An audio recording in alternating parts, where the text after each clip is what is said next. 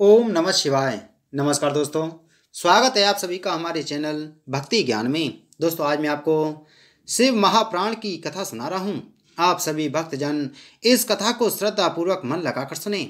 भगवान शिव जी आप सभी की मनोकामना पूर्ण करेंगे और आप सभी के कष्टों को हर लेंगे। ब्रह्मा जी ने कहा, हे नारद, अब तुम वैश्वनाथ अवतार का वृतांत सुनो। प्रसिद्ध नंदी ग्राम में महानंदा नामक एक वैश्या रहती थी। वह शिव जी की भक्ति में अत्यंत चतुर थी। प्रतिदिन भस्म लगाती, आभूषणों के स्थान पर रुद्राक्ष पहनती तथा शिव जी के यश का वर्णन किया करती थी। उसके घर में एक बंदर तथा एक कुत्ता पले हुए थे। वह उन दोनों को भी रुद्राक्ष पहनाती थी। हे नारद, कुछ समय बीतने पर शिव जी उस वैश्या की सेवा से अत्यंत प्रसन्न हुए। तब वे उसकी परीक्षा लेने के निमित्त वैश्यनाथ का स्वरूप धारण कर मस्तक पर त्रिपुंड लगा, आभूषणों के बदले रुद्राक्ष पहन जय शिव उच्चारण करते हुए उस महानंदा नामक वैश्या के घर जा पहुँचे। महानंदा ने उन वैश्यनाथ रूपी शिव जी को अत्यंत सम्मान पूर्वक अपने घर में ठहराया। तदुपरांत उसने शिव जी के हाथ में जड़ाऊ कंगन देखकर उन्हें प्राप्त करने की इच्छा से यह कहा, तुम्हारे हाथ में कंगन स्त्रियों के पहनने योग्य हैं, अस्तु तुम इन्हें मुझे दे दो। यह सुनकर वैश्यनाथ ने उत्तर दिया, तुम हमें इन कंगनों का क्या मूल्य दोगी? महानंदा बोली, हमारे कुल में व्यभिचार को पाप नहीं माना जाता, अब तो उसे कुल धर्म कहा गया है। यदि तुम यह कंगन मुझे दे दोगे तो मैं 3 रात तक तुम्हारी स्त्री बनकर तुम्हारे साथ विहार करूंगी। महानंदा की बात सुनकर वैश्यनाथ ने हंसते हुए कहा, हे महानंदा, हमें तुम्हारी यह बात स्वीकार है, तुम इस कंगन को ले लो। हे नारद, महानंदा ने यह बात स्वीकार कर ली। तब वैश्यनाथ ने उसे अपना कंगन दे दिया। तदुपरांत उन्होंने एक रत्न जड़ित स्वर्णलिंग महानंदा को और देते हुए यह कहा, हे महानंदा, अब तुम 3 दिन के लिए हमारी स्त्री हो चुकी, अस्तु हम तुम्हें यह स्वर्णलिंग देते हैं, तुम उनकी भली भांति रक्षा करना। यह स्वर्णलिंग हमें प्राणों से अधिक प्रिय है। यदि यह किसी प्रकार खो गया अथवा नष्ट हो गया तो हमारे प्राण शरीर को छोड़ देंगे। महानंदा ने इस बात को स्वीकार कर उस स्वर्णलिंग को ले लिया और अपने शिवालय में यत्न पूर्वक स्थापित कर दिया। तदुपरांत वह श्रृंगार करके आधी रात तक शिवजी के साथ वार्तालाप करती रही। उस समय शिवजी ने यह चरित्र किया कि अचानक ही लिंग उत्पन्न होकर उस शिव मंदिर को जलाने लगा। वायु ने भी अत्यंत वेग से चलकर उस अग्नि को बढ़ाने में सहयोग दिया। परिणाम स्वरूप वह शिवलिंग जो वैश्यनाथ ने महानंदा को सौंपा था जलकर भस्म हो गया। यद्यपि यह आश्चर्य रहा कि कुत्ता और बंदर जो कि शिवालय में बैठे थे उस अग्नि की लपटों से किसी प्रकार जीवित बच गए। हे नारद, यह दृश्य देखकर वैश्यनाथ तथा महानंदा अत्यंत दुखी हुए। उस समय वैश्यनाथ ने अपने नेत्रों में जल भरकर इस प्रकार कहा, हे महानंदा, हमने पहले ही तुमसे कहा था कि यदि यह मूर्ति किसी प्रकार खो गई अथवा नष्ट हो गई तो हमारे प्राण बचने कठिन हैं। अब जब हमारे स्वामी ही अग्नि में जलकर भस्म हो गए तो हमारा जीवित रहना भी व्यर्थ है। इस समय यदि ब्रह्मा और विष्णु जी भी हमें मना करेंगे तो भी हम अपने प्राण त्यागे बिना न रहेंगे। वैश्यनाथ के इस हट को देखकर महानंदा अत्यंत लज्जित तथा व्याकुल हुई। तब उसने रोते पीटते हुए एक चिता तैयार कराई। वैश्यनाथ बस चिता में अग्नि जलाकर सबके देखते देखते बैठ गए। उस समय महानंदा ने सब लोगों को बुलाकर इस प्रकार कहा, हे महानुभावों, मैं 3 दिन के लिए इस व्यक्ति की स्त्री बनी थी और मैंने इससे कंगन लेकर यह प्रतिज्ञा की थी कि 3 दिन तक मैं तुम्हें अपना पति समझूंगी, परंतु आज दूसरे ही दिन मेरा यह पति अग्नि में जला जा रहा है, इसलिए मैं भी अपने धर्म को स्थित रखने के लिए इसके साथ सती होकर अपने प्राण त्याग दूंगी। आप लोग किसी प्रकार की चिंता ना करें। हे नारद, महानंदा की बात सुनकर उसके भाई बंधुओं ने बहुत मना किया, परंतु वह किसी भी प्रकार नहीं मानी। तदुपरांत उसने अपना सब धन ब्राह्मण को दान कर दिया और शिवजी का स्मरण करके उस चिता की 3 परिक्रमा की। फिर जैसे ही उसने यह चाहा कि मैं चिता में प्रवेश करूं, उसी समय शिवजी अपने वास्तविक स्वरूप में प्रकट होकर उसके सम्मुख खड़े हो गए। इस चमत्कार को देखकर महानंदा को अत्यंत आश्चर्य हुआ। उस समय शिवजी ने उसका हाथ पकड़कर हंसते हुए यह कहा, हे महानंदा, तुम्हारे ऐसे भक्तिभाव तथा धार्मिकता को देखकर हम अत्यंत प्रसन्न हैं। अब तुम्हारी जो इच्छा हो वह वर हमसे मांग लो। यह सुनकर महानंदा ने उत्तर दिया, हे प्रभु, यदि आप मुझ पर प्रसन्न हैं तो कृपा करके मुझे अपने चरणों की भक्ति प्रदान कीजिए तथा मुझे कुल परिवार सहित मोक्ष प्रदान कर अपने लोक में स्थान दीजिए। महानंदा के ऐसे भक्तिपूर्ण वचनों को सुनकर शिवजी ने अपने गणों का स्मरण किया। वे उसी समय विमान लेकर आ पहुंचे। तब शिवजी ने महानंदा को उसके संपूर्ण परिवार सहित विमान पर बैठाया और उसकी धूमधाम से उसे अपने लोक में भेज दिया। यह पवित्र कथा संपूर्ण पापों को दूर करने वाली तथा दोनों लोकों में आनंद प्रदान करने वाली है। यह सब प्रकार की चिंताओं को दूर कर पाठक की संपूर्ण मनोविलासाओं को पूर्ण करती है। ब्रह्मा जी ने कहा, हे नारद, अब मैं द्विजेश अवतार की कथा का वर्णन करता हूँ। जिस प्रकार शिवजी ने राजा भद्रायुष की रक्षा के हेतु ऋषभ अवतार धारण किया था, उसी राजा भद्रायुष की परीक्षा लेने के हेतु शिवजी ने दूसरी बार द्विजस अवतार ग्रहण किया था। शिवजी अहंकार को नष्ट करने वाले तथा अपने भक्तों को मुक्ति प्रदान करने वाले हैं। वे अनेक प्रकार के स्वरूप धारण कर भक्तों का पालन करते हैं तथा शत्रुओं का संहार करते हैं। तीनों लोकों में शिवजी के समान श्रेष्ठ अन्य और कोई नहीं है। सभी वेद तथा पुराण शिवजी को संपूर्ण सृष्टि का स्वामी कहकर पुकारते हैं। हे नारद, राजा भद्रायुष शिवजी का अनन्य भक्त था। ऋषभ अवतार की कृपा से उसने स्वयं को बंदी से छुड़ाया तथा शत्रुओं को जीतकर पुनः अपना राज्य प्राप्त किया। उसका विवाह राजा चंद्रागंध की पुत्री कीर्ति मालिनी के साथ हुआ था। उस दिन वह अपनी पत्नी सहित शिकार खेलने के हेतु वन में गया। वहाँ एक वसंत ऋतु पर्यंत ठहरकर रुचिपूर्वक विहार करता रहा। उस समय शिवजी ने उसकी परीक्षा लेनी चाहिए। तब शिवजी ने यह चरित्र किया कि वे स्वयं एक ब्राह्मण बन गए तथा गिरजा को ब्राह्मणी बना लिया।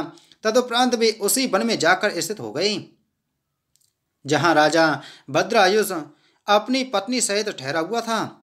फिर उन्होंने एक माया का सिंह उत्पन्न किया जो घोर गर्जना करके उन दोनों को खाने के लिए दौड़ा। उस समय वे ब्राह्मण तथा ब्राह्मणी रूपी शिव गिरजा उस सिंह के भय से भागते हुए राजा भद्रायुष के समीप जा पहुंचे और प्रार्थना करते हुए इस प्रकार कहने लगे, हे राजन, देखो यह सिंह हम दोनों को खाना चाहता है, तुम इससे हमारी रक्षा करो। उनकी प्रार्थना सुनकर राजा भद्रायुष ने अपना धनुष उठाया। वह अपना धनुष ठीक चढ़ाने भी न पाया था कि उसी समय सिंह ने आकर ब्राह्मणी को पकड़ लिया और उसे सबके देखते देखते ही खा गया। यद्यपि राजा ने उस पर अपने बहुत से बाण चलाए, परंतु सिंह को उनसे किसी प्रकार कष्ट न हुआ। हे नारद, उस समय ब्राह्मण रूपी शिवजी ने संसारी रीति के अनुसार अपनी पत्नी की मृत्यु पर शोक मनाते हुए राजा भद्रायुष से इस प्रकार कहा, हे राजन, तुझे सहस्त्रों बार धिक्कार है। तेरा तेज आज कुछ भी प्रभाव नहीं दिखा सका। जब तू अपने कुल धर्म का पालन नहीं कर सकता तो तेरा मनुष्य जन्म लेना व्यर्थ है। इस प्रकार की अनेक बातें ब्राह्मण रूपधारी शिवजी ने राजा भद्रायुष से कहीं, जिन्हें सुनकर वह अत्यंत लज्जित तथा व्याकुल हुआ। तब वह अपने मन में यह सोचने लगा कि वास्तव में मुझसे यह बहुत बड़ा अधर्म हुआ जो मैं इस ब्राह्मण की स्त्री की रक्षा करने में असमर्थ रहा हूँ। इस पाप से मुक्ति पाने हेतु अब यदि मुझे अपने प्राण भी देने पड़े तो भी उचित है। मुझे इस ब्राह्मण की प्रसन्नता हेतु कोई ना कोई उपाय अवश्य करना चाहिए। हे नारद, इस प्रकार अपने मन में सोचकर राजा भद्रायुष ने ब्राह्मण वेशधारी शिवजी के चरणों में गिरकर यह प्रार्थना की, हे प्रभु, अब आप मुझ पर कृपा करके जो चाहें वह ले लीजिए। मैं अपना संपूर्ण राज्य तथा स्त्री आपको अर्पण करता हूँ और स्वयं भी आपकी सेवा करने के हेतु प्रस्तुत हूँ। यह सुनकर शिवजी ने उत्तर दिया, हे राजन, जब मेरी स्त्री ही नहीं रही तो मैं तुम्हारा राज लेकर क्या करूँगा। अब मैं यह चाहता हूँ कि तुम मुझे अपनी स्त्री दे दो जिससे मेरे हृदय का दुख दूर हो। ब्राह्मण के ऐसे वचन सुनकर राजा ने कहा, हे ब्राह्मण, क्या तुम्हारे गुरु ने यही उपदेश किया है? क्या तुमने प्राय स्त्रियों के साथ भोग करने वालों की दुर्दशा को अपनी आंखों से नहीं देखा है? यह सुनकर ब्राह्मण ने उत्तर दिया, हे राजन, हम में इतनी सामर्थ्य है कि ब्राह्मण का वध करने से जो पाप लगता है उसे भी हम दूर कर सकते हैं। फिर प्राय स्त्री के साथ भोग करना तो इतना बड़ा पाप भी नहीं है।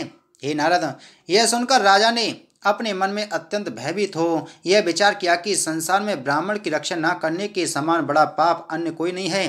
स्त्री का दान कर देने के उपरांत मैं स्वयं भी अग्नि में जलकर भस्म हो जाऊंगा, क्योंकि उसके बिना मेरा जीना व्यर्थ है। इस प्रकार निश्चय करके राजा भद्रायुष ने अपनी पत्नी ब्राह्मण रूपी शिवजी को दान कर दी। उसने अग्नि प्रज्वलित कर प्रदक्षिणा करने के उपरांत जैसे ही यह चाहा कि मैं अग्नि में जलकर भस्म हो जाऊं, वैसे ही शिवजी अपने मुख्य लक्षणों सहित उसके सम्मुख प्रकट हो गए। उन्हें देखकर राजा भद्रायुष को अत्यंत प्रसन्नता हुई। उस समय आकाश से पुष्पों की वर्षा होने लगी। राजा भद्रायुष ने प्रसन्न होकर शिवजी की बड़ी स्तुति की। शिवजी ने राजा से इस प्रकार कहा, हे राजन, हमने तुम्हारी परीक्षा के निमित्त ही ब्राह्मण का रूप धारण किया था। जिस स्त्री को सिंह ने खाया है वे गिरजा हैं। अब तुम्हें कोई संदेह नहीं करना चाहिए। तुम हमारे परम भक्त हो, अस्तु तुम्हारी जो इच्छा हो वह वर हमसे मांग लो। हे नारद, राजा भद्रायुष ने अत्यंत प्रसन्न होकर कहा, हे प्रभु, यदि आप मुझ पर प्रसन्न ही हैं तो मैं यह वर मांगता हूँ कि आप मुझे संपूर्ण कुल सहित अपना गण बना लें, जिससे मैं सदैव आपकी सेवा में प्रवृत्त रहूं। इसके साथ ही आप यह भी कृपा करें कि मैं इसी शरीर से आपके लोक में पहुंच जाऊं। जब राजा भद्रायुष इस प्रकार कह चुका, तब रानी ने यह प्रार्थना की, हे प्रभु, मैं यह चाहती हूँ कि मेरे माता पिता भी आपकी सेवा में अवश्य पहुँचें। यह सुनकर शिवजी उन दोनों को ईशित वरदान देकर अंतर्ध्यान हो गए। तब राजा भद्रायुष अपनी राजधानी को लौट आया। वहाँ बहुत दिनों तक आनंद पूर्वक राज्य करने के उपरांत वह अपनी पत्नी तथा माता पिता, पुत्र तथा सास ससुर सहित शिवलोक में चला गया। इस चरित्र को जो कोई पढ़ता अथवा सुनता है उसे भी शिवलोक प्राप्त होता है। ब्रह्मा जी ने कहा, हे नारद, अब मैं तुम्हें जितनाथ अवतार का वृतांत सुनाता हूँ।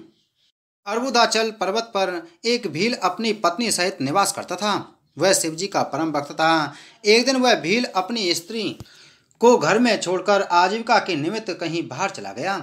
उसी दिन संध्या को शिवजी भी परीक्षा लेने के हेतु एक यति का स्वरूप धारण कर उसके घर जा पहुंचे। भील भी कुछ देर बाद घर लौट आया और यति को देखकर अत्यंत प्रसन्न हुआ। उसने प्रणाम आदि करने के उपरांत यति का पूजन किया और यह कहा कि आप मुझे कोई सेवा बताने की कृपा करें। उस समय यति रूप शिवजी बोले, हे भील, हम यहाँ रात भर रहना चाहते हैं, प्रातःकाल अपने घर चले जाएंगे। यह सुनकर भील ने उत्तर दिया, हे यति, हमारा घर बहुत छोटा है, उसमें 2 मनुष्यों के अतिरिक्त तीसरा नहीं रह सकता। ऐसी स्थिति में मैं आपको किस प्रकार आश्रय दूं? भील का यह उत्तर सुन यति लौटकर जाने लगी। तब भील की स्त्री ने भील से यह कहा, हे पति, तुम यति के ठहरने के लिए स्थान दो, अन्यथा हमें बहुत पाप लगेगा। यह सुनकर भील बोला, हे प्रिय, तुम ठीक कहती हो, साथ ही स्त्री का घर से बाहर रहना भी ठीक नहीं है, इसलिए मैं चाहता हूँ कि तुम और यति घर के भीतर रहो। हे नारद, यह निश्चय कर भील ने अपनी स्त्री तथा यति को घर के भीतर ठहरा दिया और स्वयं शस्त्र बांधकर रात भर घर के बाहर चारों ओर पहरा देता रहा। उस समय शिवजी ने यह लीला की कि एक महाभयानक सिंह अपने साथ अन्य कई सिंहों को लेकर भील के पास आ पहुंचा। भील ने उनमें से बहुत से सिंहों को अपने बाणों द्वारा मार डाला, परंतु अंत में अन्य सिंहों ने उसे मारकर खा लिया। केवल उसकी हड्डियां ही वहीं पड़ी रहीं। प्रातःकाल होने पर यति तथा भीलनी ने जब भील की यह दशा देखी तो भीलनी ने यति को सांत्वना देते हुए कहा, हे यति, तुम अपने मन में कुछ खेद मत करो। मेरे पति परम धन्य हैं जिन्होंने ऐसी मृत्यु प्राप्त की है। अब मैं भी अपने पतिव्रत धर्म का पालन करके इनके साथ सती हो जाऊंगी। हे नारद, इस प्रकार कहकर भीलनी ने चिता बनाई। तदुपरांत वह अपने पति की हड्डियों को लेकर उस चिता की अग्नि में बैठ गई। उस समय शिवजी भीलनी के इस प्रकार कहने लगे, हे भीलनी, अब तेरी जो इच्छा हो वह वर हमसे मांग लो। शिवजी के दर्शन प्राप्त कर तथा उनके मुख से यह वचन सुनकर भीलनी आनंदमग्न हो मूर्छित सी हो गई। उस समय उसके मुख से कोई शब्द ना निकला। तब शिवजी दोबारा इस प्रकार बोले, हे भीलनी, हमारा यति का यह स्वरूप हंस रूप धारण कर तुम दोनों को ही पुनः भेंट कराएगा। तुम दोनों पति पत्नी दूसरा शरीर धारण कर अत्यंत आनंद प्राप्त करोगे। तुम्हारा पति मगध देश में जन्म लेकर राजा वीरसेन के पुत्र नल के नाम से प्रसिद्ध होगा और संपूर्ण पृथ्वी का स्वामी बनेगा। तुम भी विदर्भ देश के राजा भीम की पुत्री दमयंती के रूप में जन्म लोगी। हे नारद, इतना कहकर शिवजी सब देवताओं सहित अंतर्ध्यान हो गए। तदुपरांत भील ने राजा नल का जन्म लिया और भीलनी दमयंती बनकर प्रकट हुई। यति रूप शिवजी ने हंस का स्वरूप धारण कर उन दोनों का परस्पर विवाह करा दिया। नल और दमयंती दोनों ही बड़े शिव भक्त थे। इन दोनों द्वारा राजा इंद्रसेन की उत्पत्ति हुई। राजा इंद्रसेन का पुत्र चंद्रागद शिवजी का परम भक्त था। चंद्रागद की पत्नी का नाम सीमंतनी था। वह अपने पति से भी अधिक शिवजी की भक्त थी। शिवजी का यह यति अवतार परम पवित्र है। हंस अवतार की कथा भी आनंद प्रदान करने वाली है। बोलो शिव महाप्राण की जय। बोलो शिव शंकर भगवान की जय। तो दोस्तों, उम्मीद है आपको कथा अच्छी लगी होगी, तो वीडियो को लाइक करें, वीडियो को ज़्यादा से ज़्यादा शेयर करें। अगर आप हमारे चैनल पर पहली बार आए हैं तो चैनल को सब्सक्राइब कर बगल में घंटी के बटन को जरूर दबाएं। ओम नमः शिवाय।